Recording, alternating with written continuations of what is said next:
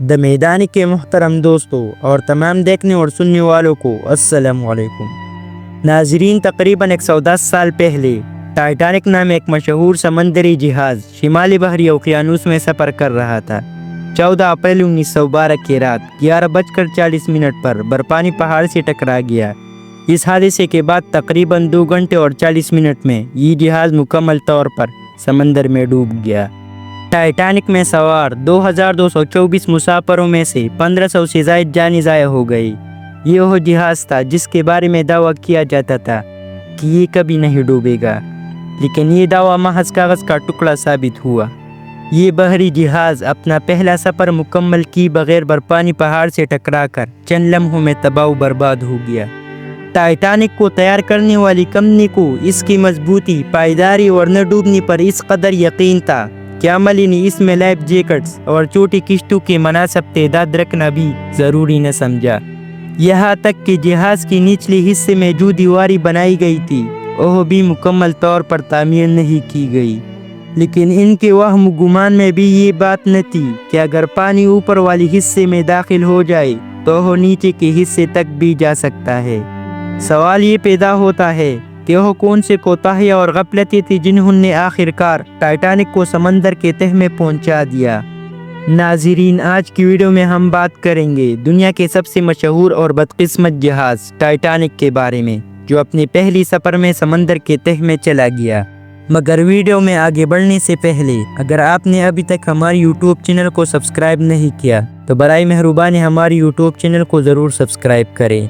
ناظرین، ٹائٹینک کی تعمیر 31 مارچ 1909 کو بلفاسٹ آئرلینڈ میں شروع ہوئی۔ اس جہاز کو ہالینڈ اینڈ اولف کمپنی نے وائٹ سٹار لائن کے لیے بنایا۔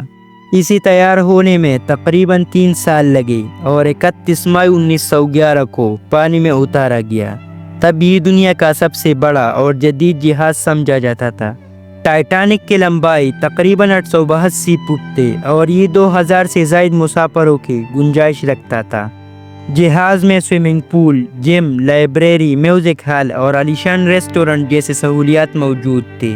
10 اپریل 1912 کو ٹائٹینک نے اپنا پہلا اور آخری سفر شروع کیا، جو ساؤتھ ہیمپٹن انگلینڈ سے نیو یارک امریکہ جا رہا تھا۔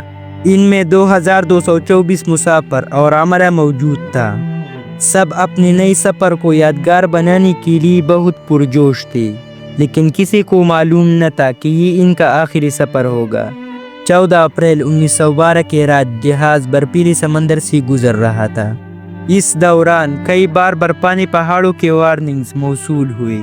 دوسرے جہازوں نے بھی خبردار کیا کہ سمندر میں برف کے بڑے بڑے ٹکڑے تیر رہے ہیں، لہٰذا رفتار کم کرنے کی ضرورت ہے۔ لیکن کپتان اور عملے نے رفتار کم نہیں کی، کیونکہ وہ سمجھتے تھے کہ یہ جہاز ناقابل شکست ہے اور اسے کوئی نقصان نہیں پہنچے گا۔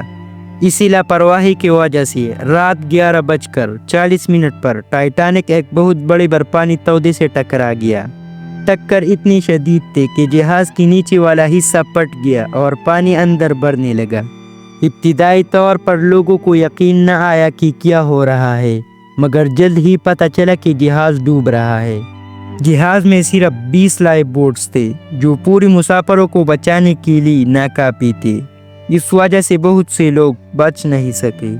ٹائٹینک کے حادثے کے بعد صرف 755 مسافر اپنی جان بچانے میں کامیاب ہو سکے، جنہیں لائف بوٹس کی مدد سے نکالا گیا۔